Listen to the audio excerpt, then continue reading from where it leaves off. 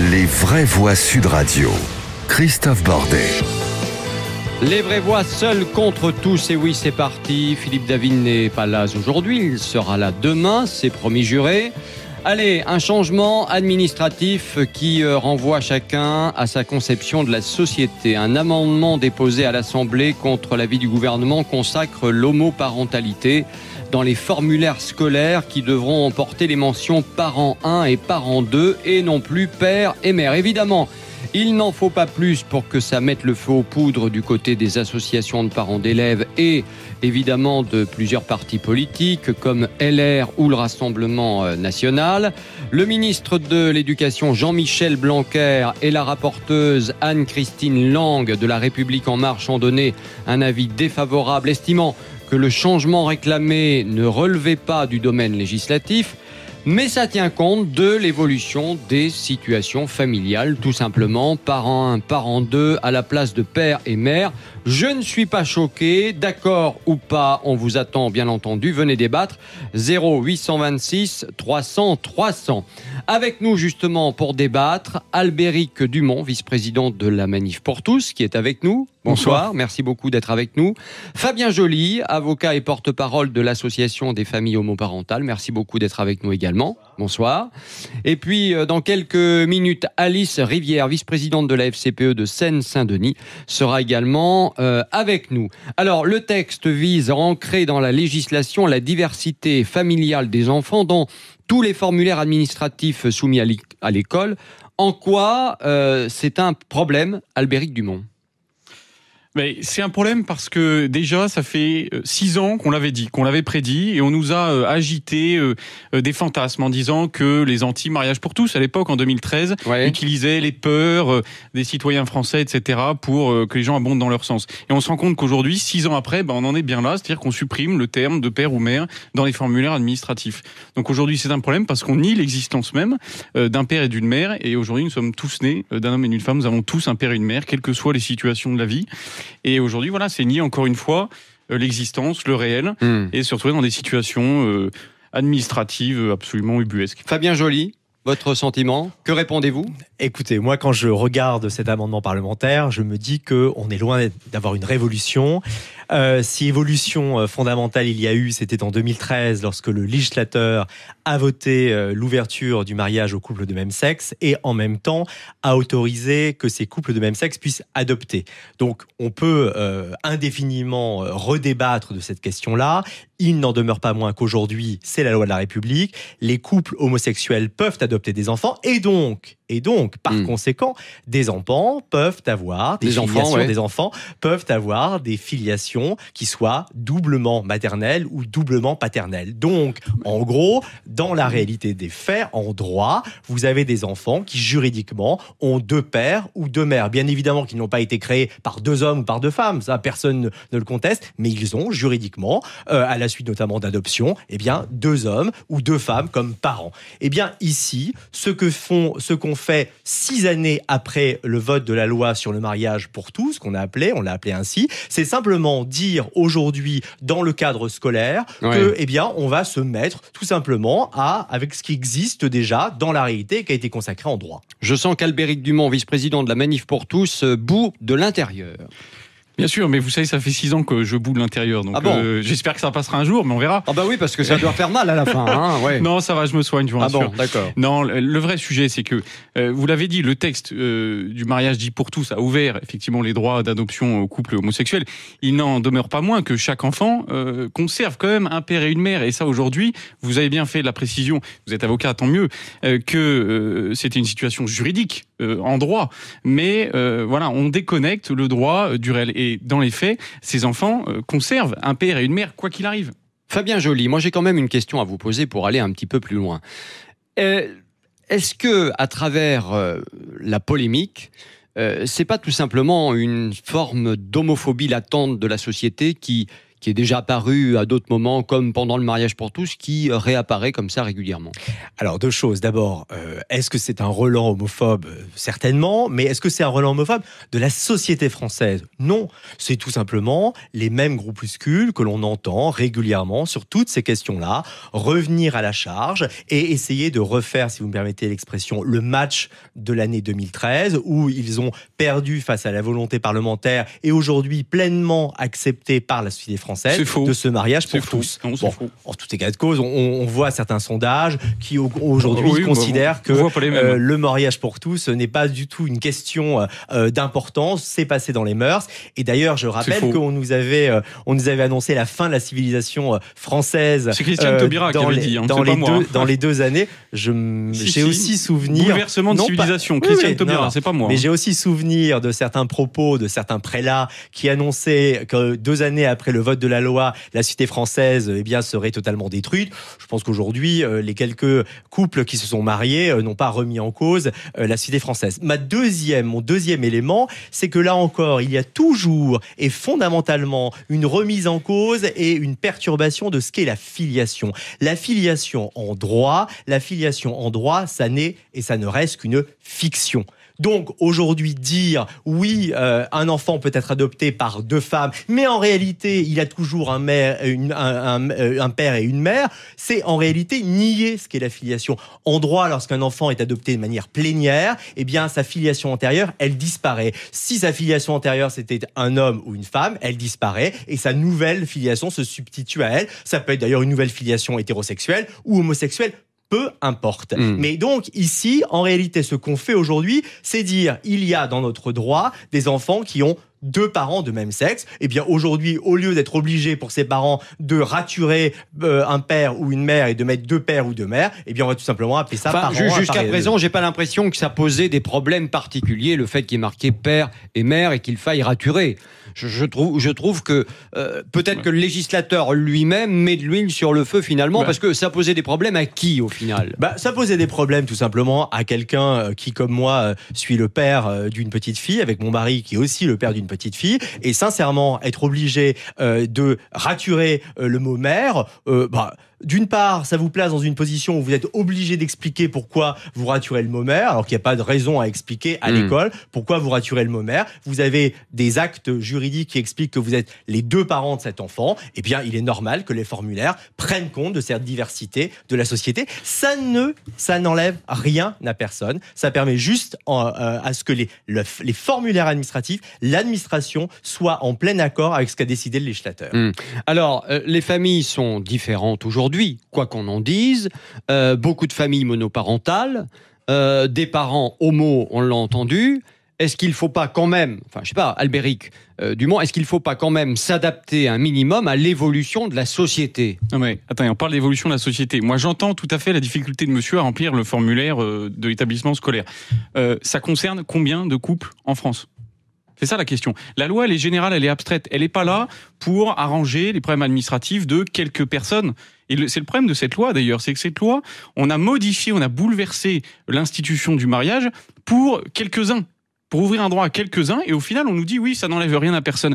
Si, ça enlève à 75% des Français qui ont effectivement des enfants français qui ont un père et une mère, c'est eux qui vont être obligés de raturer le formulaire pour mettre père et mère, parce que... Ils raturent rien, justement. Ils sont parents 1 et parents 2. Ceux qui le feront seront probablement un petit peu extrémistes. Je vais vous donner... Non, chacun voit extrémiste où il veut, mais regardez, moi j'en discutais avec ma femme ce matin, on veut tous les 2 être parents 1, on fait comment ?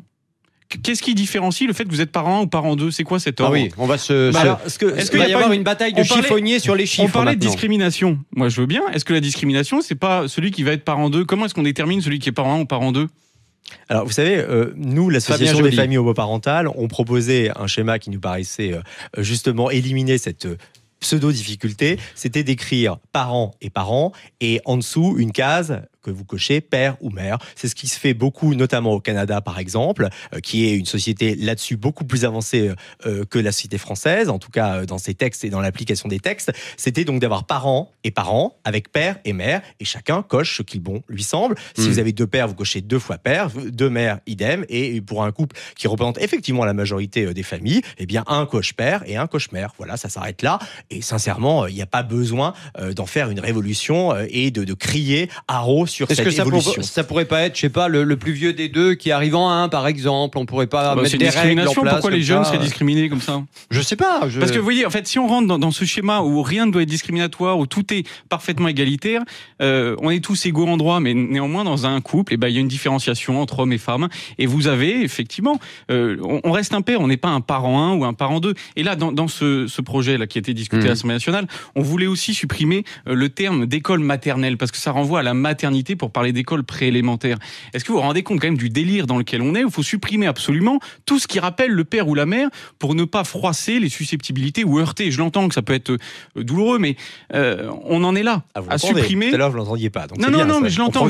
Je n'ai jamais jugé personne, c'est pas aujourd'hui que ça va commencer. Mais ce côté, on va supprimer le terme école maternelle parce qu'il est discriminatoire. Non, mais là n'est pas le sujet, ça n'a pas été voté. D'accord, mais c'était en discussion. Allez, on va continuer le débat ensemble dans un instant dans Les Vraies Voix Seuls contre tous. Parent 1, parent 2 à la place de père et mère sur les documents administratifs des écoliers.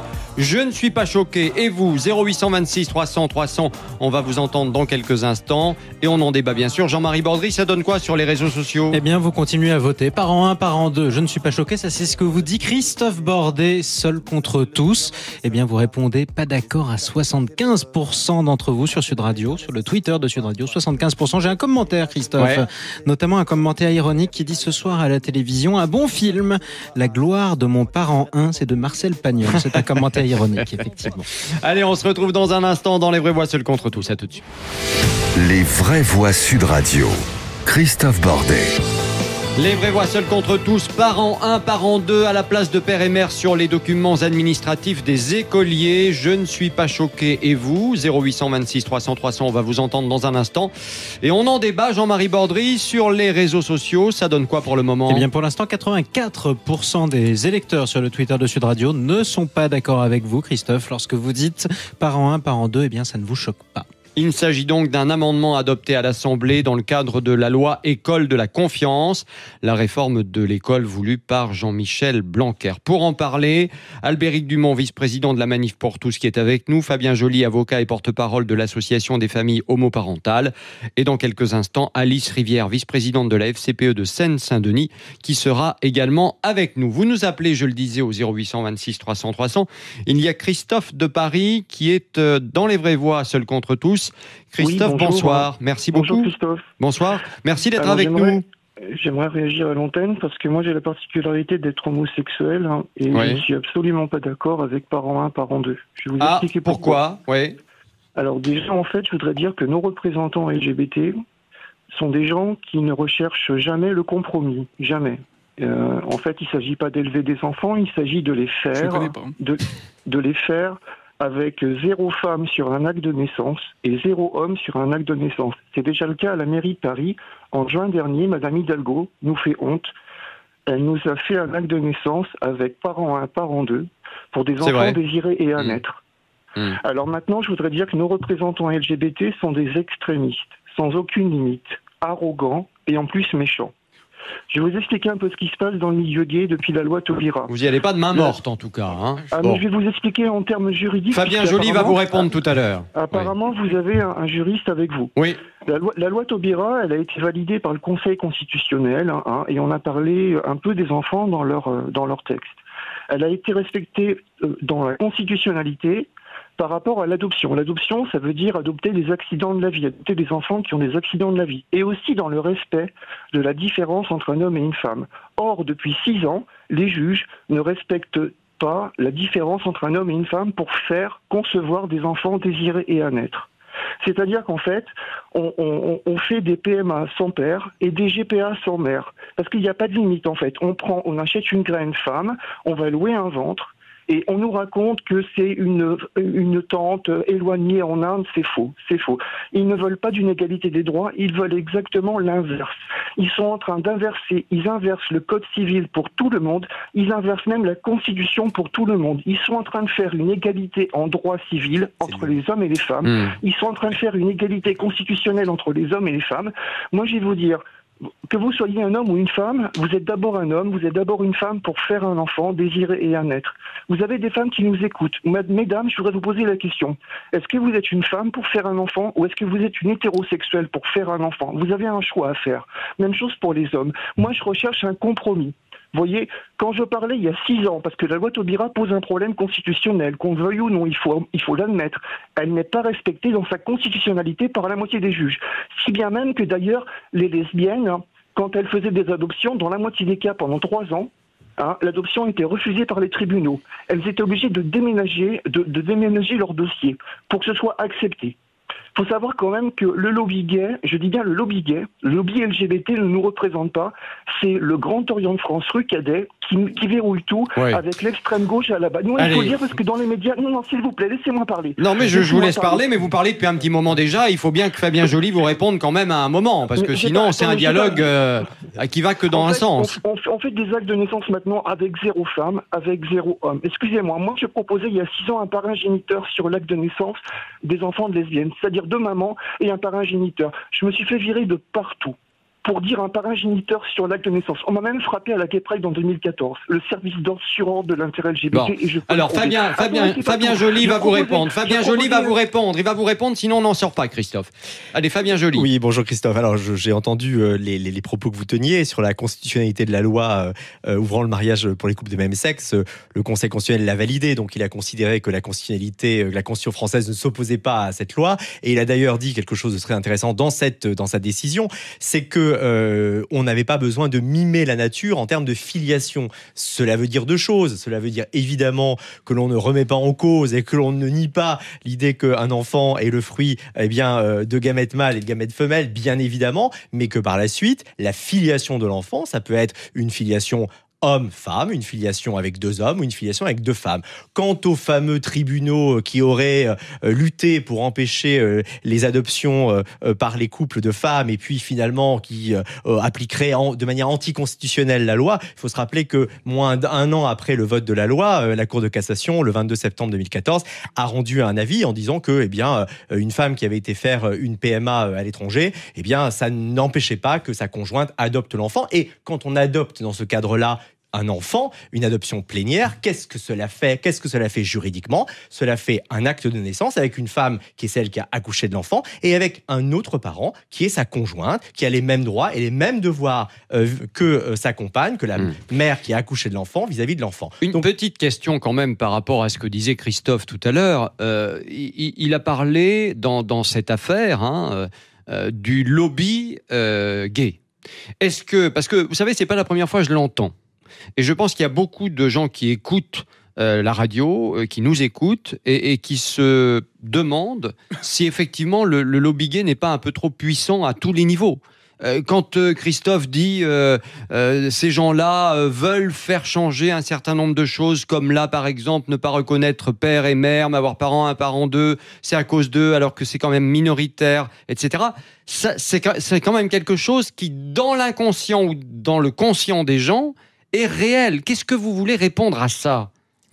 C'est dès lors qu'on parle de lobby, ça permet d'agiter une sorte de menace un peu fantasmagorique, avec par derrière, il y aurait une main qui viendrait avoir le pouvoir et décider pour les autres. Moi, tout ça me fait un peu sourire parce que le lobby gay... Ça fait un peu, ils sont là. Oui, c'est ça, oui, c'est ça, exactement. Ouais. Je crois que vous faites référence à un épisode médiatique. Ouais. Mais pour moi, le lobby gay, je l'ai jamais rencontré. Alors, j'ai rencontré des associations qui portent des messages. On peut être d'accord ou pas avec eux. J'ai rencontré des partis politiques, dont certains portent des messages. Voilà, tout ça, on les entend, ces messages, ils sont transparents, ils sont clairs. Le lobby gay, moi, je sais pas ce que c'est. Albéric Dumont. Sur la question de ce que vous appelez lobby gay. Ouais. Non, moi, là, la question qu'on peut se poser quand même légitimement, c'est de se dire comment des groupes, des petites associations qui ne représentent, excusez-moi Christophe, personne, il y a combien de personnes dans les associations LGBT aujourd'hui en France, arrivent comme ça à dicter... Je ne sais pas, peut-être que vous avez le chiffre. Combien de milliers de personnes, honnêtement? Quelques milliers. Quelques milliers, voilà. Comment milliers. les associations sursubventionnées qui ne vivent qu'avec des subventions... C'est pas vrai. Si, c'est pas quasiment, beaucoup quand même. Non, mais pour vous dire, pour parler par exemple de la DFH, qui est l'association dont je suis le porte-parole, il n'y a pas de subvention étatique. Qu'est-ce qui finance la Gay Pride? Qu'est-ce qui finance la Gay Pride? Voilà, par exemple. En même temps, il y a aussi beaucoup d'associations, si je puis dire, hétérosexuelles qui ont aussi beaucoup d'argent. Je vous dis, jamais, par exemple, je vais citer la Manif pour tous, puisque je connais l'état des comptes. La Manif pour tous n'a jamais touché 1 euro d'argent public ou d'argent d'une entreprise. La Gay Pride, c'est financé à 100%, soit par des collectivités publiques, soit par des entreprises privées. Non mais que vous parliez de la Gay Pride, ça ne veut pas dire que parce que la Gay Pride c'est quand même le rassemblement annuel des associations LGBT bénéficie de subventionnement public pour une activité si vous me permettez de répondre aussi à la festive question, et musicale, oui, ça n'aboutit pas nécessairement on à dire que toutes les associations sont subventionnées. Je vais juste terminer là-dessus, c'est comment ces associations qui représentent quelques milliers de personnes maximum et qui vivent des subventions arrivent à dicter leur calendrier politique à tous les gouvernements successifs. C'est une vraie question qu'il faut se poser. Et comment des millions de Français qui sont descendus au moins 3 reprises dans la rue en 2013 en même temps, on peut se dire, par rapport à ce que vous dites, on peut se dire aussi, c'est aussi une bonne évolution parce qu'il n'y a pas de raison qu'à un moment, les uns et les autres ne soient pas sur une forme de pied d'égalité. Mais non, mais quelle égalité? De quelle égalité vous parlez? Bah écoutez, je sais pas, jusqu'à présent, ou en tout cas jusqu'il y a encore quelques dizaines d'années, on savait très bien que les homos étaient mal vus quand même. D'accord, est-ce que c'est le cas aujourd'hui? Vous trouvez que c'est le cas aujourd'hui en France? Mais c'est peut-être parce qu'on a fait évoluer tout ça de cette manière-là. Il faut s'en réjouir, mais est-ce qu'il n'y a pas d'autres combats à mener pour la communauté homosexuelle, notamment à l'étranger, où il y a encore des pays qui le condamnent et c'est puni de mort? C'est vrai. Pourquoi il n'y a pas d'autres combats que d'aller mettre parent 1 et parent 2 sur des formulaires à l'école? Mais est-ce que c'est pas là le vrai sujet? Non mais moi ce que je trouve c'est que en fait vous avez une rhétorique qui mélange tout, c'est-à-dire que vous revenez tout le temps à la loi de 2013. Bien sûr. C'est la base de tout. C'est cette loi qui a ouvert on va continuer de débattre dans un instant dans les vraies voix seules contre tous. Parent 1, parent 2, à la place de père et mère sur les documents administratifs des écoliers. Je ne suis pas choqué. Et vous, 0826 300 300, vous êtes toujours les bienvenus. Et sur les réseaux sociaux, Jean-Marie Bordry, comment ça évolue? Eh bien, vous avez toujours 11% des électeurs sur le compte Twitter de Sud Radio qui sont d'accord avec vous, Christophe, lorsque vous dites que c'est déjà pas mal. Que vous n'êtes pas choqué. Ça veut dire 89% qui ne sont pas d'accord. Ça représente le lobby. Allez, on se retrouve dans un instant dans les vraies voix seules contre tous. À tout de suite. Les vraies voix Sud Radio. Christophe Bordet. Les vraies voix sur Sud Radio, seuls contre tous, parent 1, parent 2 à la place de père et mère sur les documents administratifs des écoliers. Je ne suis pas choqué et vous, 0826 300 300, je vous attends bien sûr pour débattre, pour en discuter. Il s'agit donc d'un amendement adopté à l'Assemblée dans le cadre de la loi École de la confiance, la réforme de l'école voulue par Jean-Michel Blanquer. Et pour en parler, Albéric Dumont, vice-président de la Manif pour tous, est avec nous. Fabien Joly, avocat et porte-parole de l'association des familles homoparentales. Et Alice Rivière, qui va arriver dans quelques instants maintenant, vice-présidente de la FCPE. Et je le disais, vous êtes nombreux à nous appeler au 0826 300 300. Et il y a notamment Véronique qui nous appelle du Val d'Oise. Bonsoir, ma chère Véronique. Bonsoir à tous. Comment allez-vous? Oui, ça va, je vous remercie. Alors quel est votre sentiment, vous, par rapport à cette affaire, si je puis dire? Moi, j'aurais une proposition par rapport justement à ce qui a été émis sur les fiches scolaires, à savoir parents 1 et parents 2. Oui. Pourquoi ne pas mettre parents détenteurs ou personnes détentrices de l'autorité parentale. Personne au singulier avec un S entre parenthèses. Parce que moi je pense que ça reprend la globalité des schémas familiaux, parce qu'ils sont nombreux. Vous avez des personnes monoparentales, vous avez des personnes homoparentales, vous avez des personnes de parents père-mère, vous avez des enfants pupilles de la nation qui sont adoptés, qui sont en attente d'adoption, et vraiment personnes détentrices de l'autorité parentale, ça remet aussi le curseur sur ce qui est essentiel, à savoir l'autorité parentale, l'autorité de chaque parent. Et ça enrobe effectivement le problème et quelque part ça le résout même, j'ai envie de dire, à première vue en tout cas. Albéric Dumont, vous en pensez quoi? Non, je vais vous décevoir, mais ça résout absolument rien parce que vous avez le sujet de fond, c'est le fait de supprimer le père et la mère. C'est ça le sujet. Alors on va. Non mais ça c'est sur le, c'est si sur si un vous petit bout voulez de bien, papier, oui, c'est mais rien. Le si vous père et la voulez mère bien, ils existent, ils sont je là. vais simplement Dans un certain nombre de cas rappeler quand même. une chose. La majorité. Si je pouvais avoir Christophe 30 secondes Mais sans oui, être vous avez interrompu. 30 Je vous secondes. remercie. Oh. On a la loi dite du mariage pour tous. C'est qui va se plaindre maintenant. La loi Taubira a ouvert en 2013, a créé le mariage Taubira, c'est-à-dire a ouvert le mariage aux personnes de même sexe, en leur donnant, en ouvrant les droits d'adoption. Or en France, il n'y a pas d'enfants adoptés puisque 20 000 couples agréés sont encore en attente d'enfants. Donc comme on n'a pas d'enfants adoptés et ceux qui ont un désir profond d'enfant, que font-ils ? Eh ben, ils ont soit recours à une procréation médicalement assistée pour les couples de femmes, soit une gestation pour autrui pour les couples d'hommes. Ouais. Et donc, pourquoi nous dénonçons ce texte et pourquoi est-ce Parce que seuls les couples homosexuels ont recours à la GPA et la PMA. Pas seulement.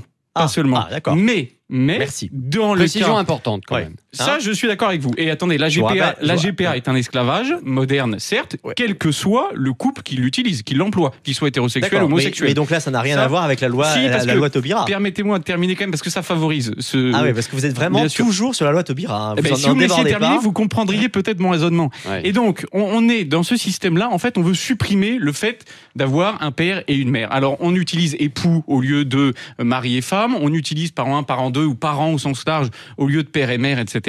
Mais encore une fois, ça ne correspond pas à la réalité.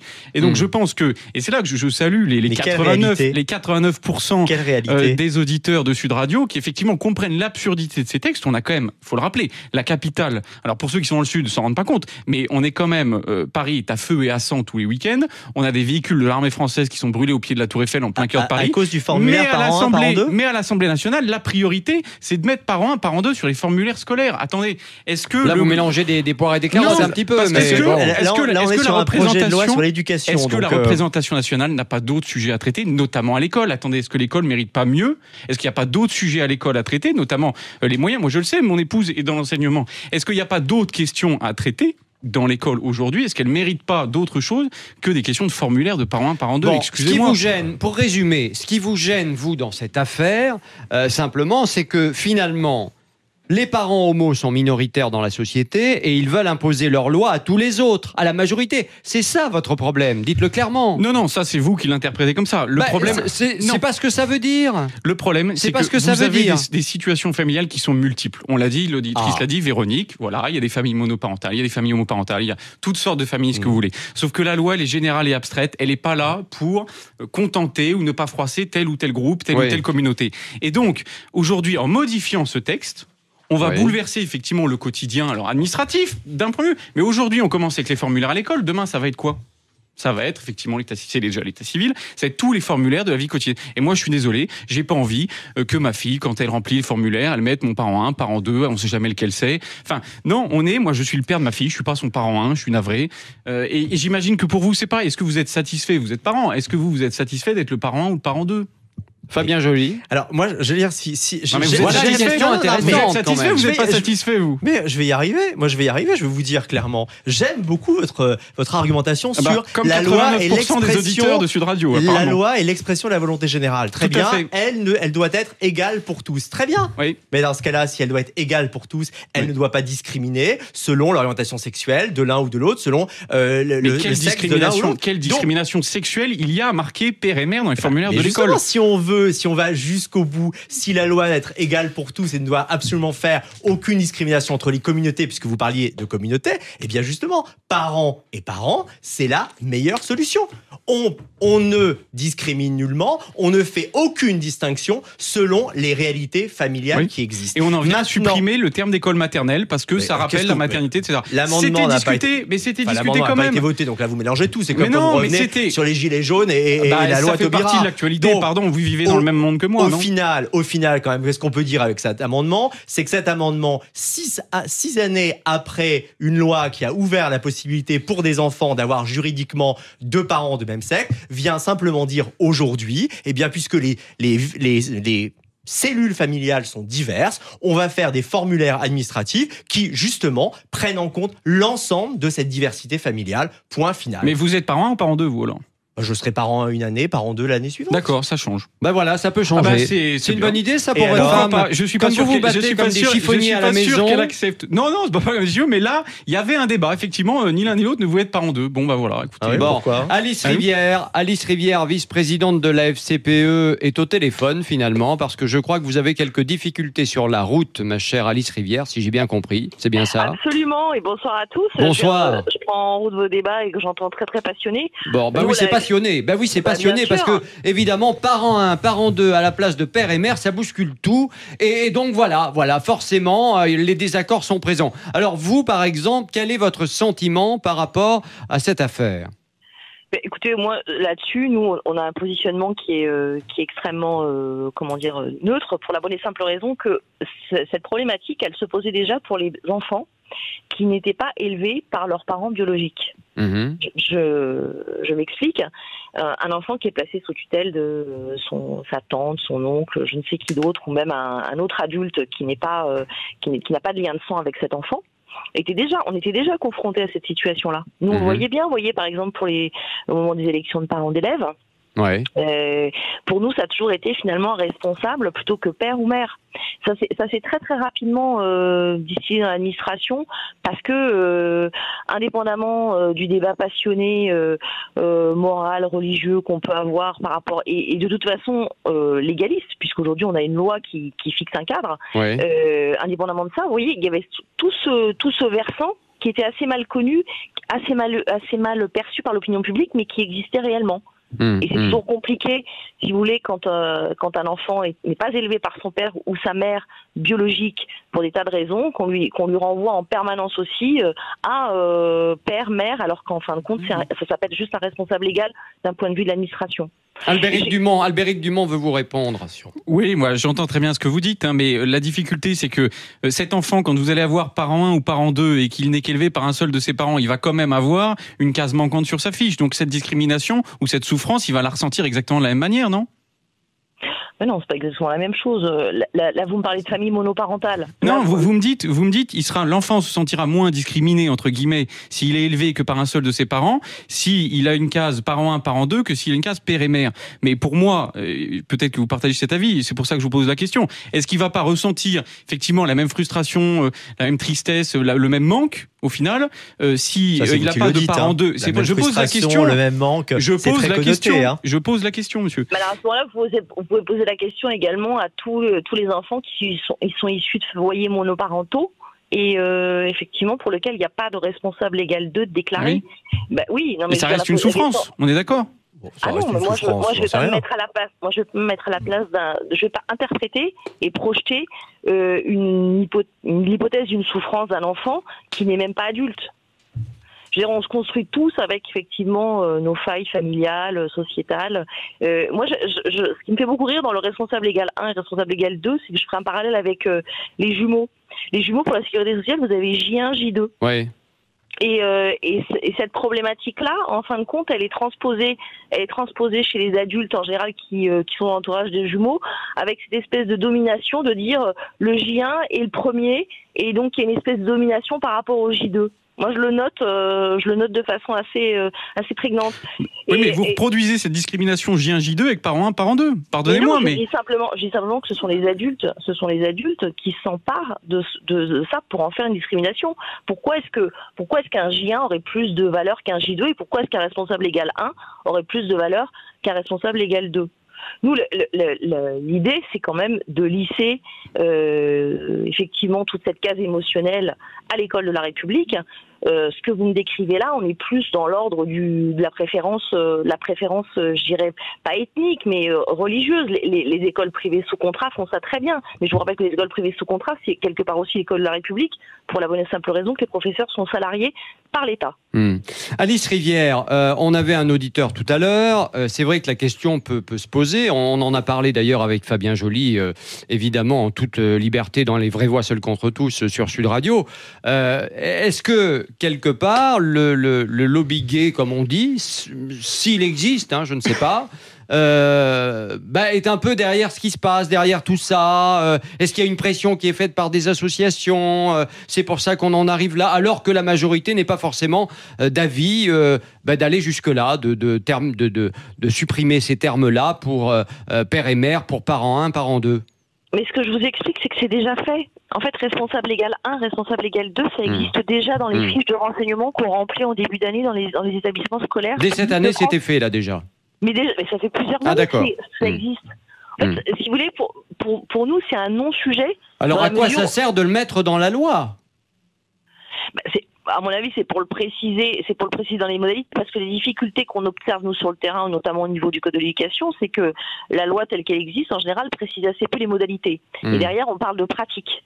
Et comme aujourd'hui, l'éducation nationale n'a pas harmonisé toutes ces pratiques, et que, notamment, en termes de logiciels, ça peut varier d'une académie à l'autre, à mon sens, c'est un cadre par rapport à une grosse majorité de documents à remplir qui existent déjà.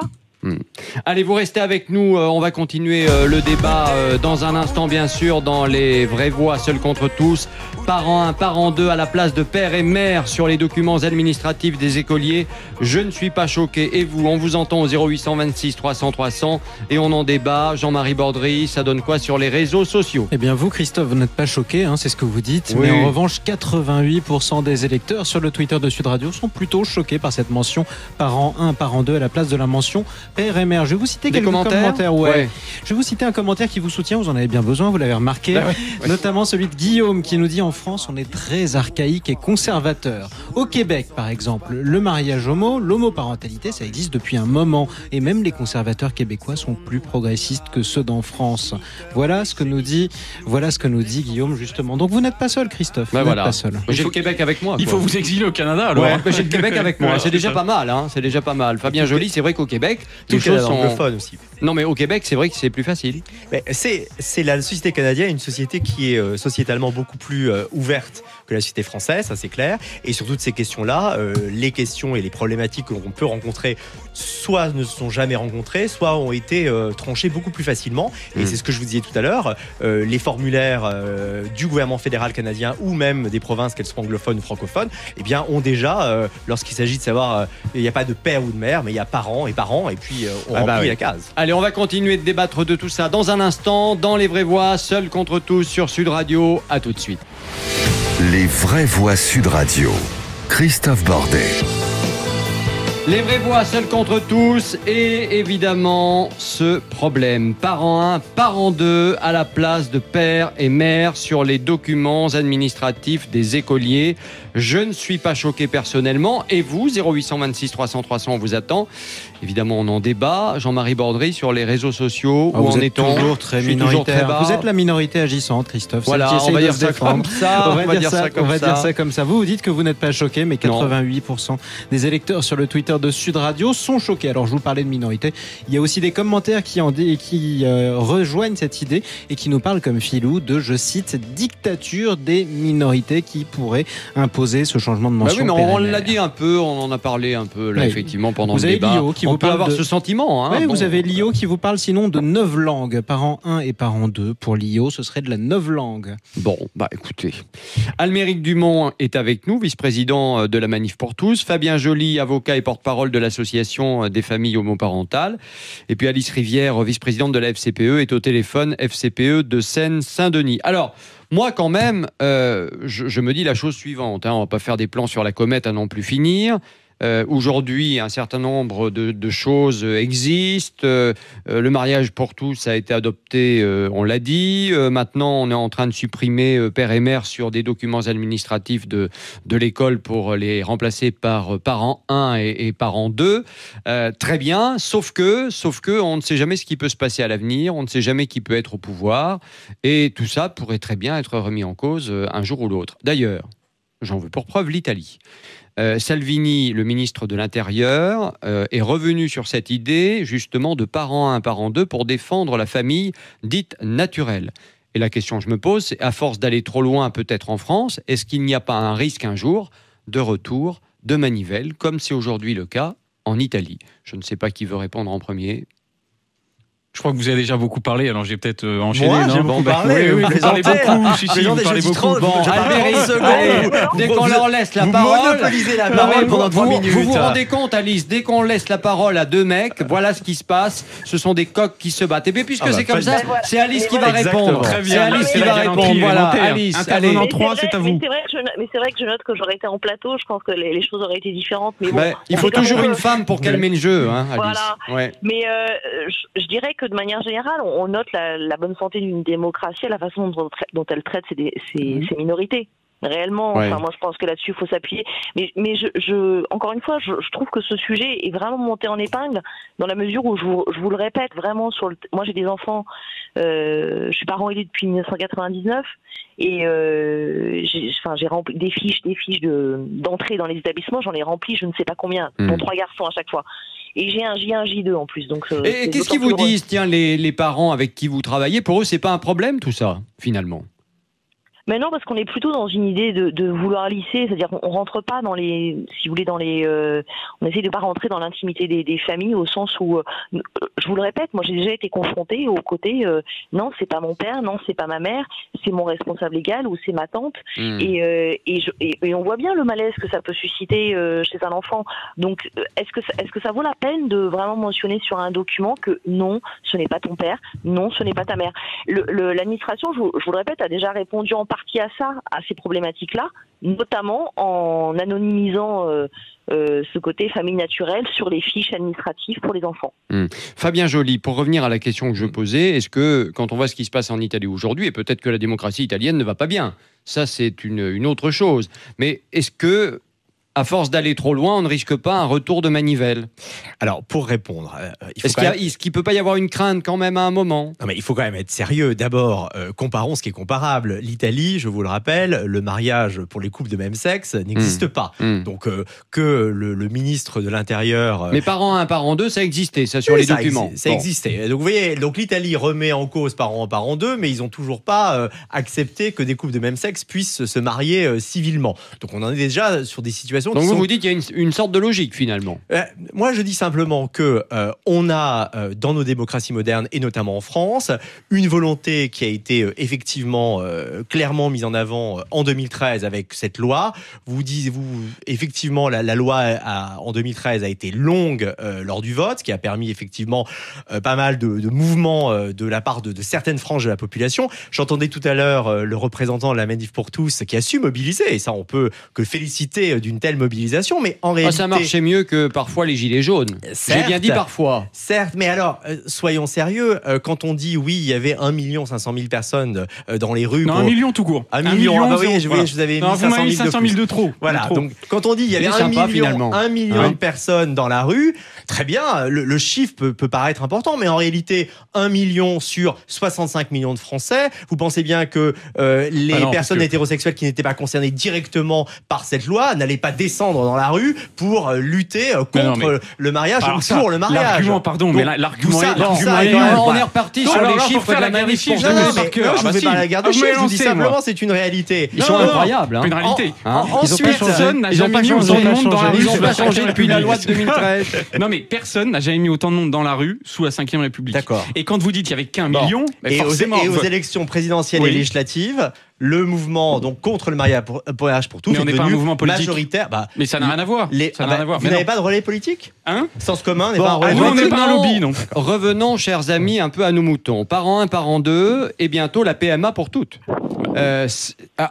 Voilà, c'est ce qui arrive. C'est la suite. Est-ce que ça vous inquiète ou est-ce que ça vous rassure? On commence avec vous, mon cher Albéric Dumont.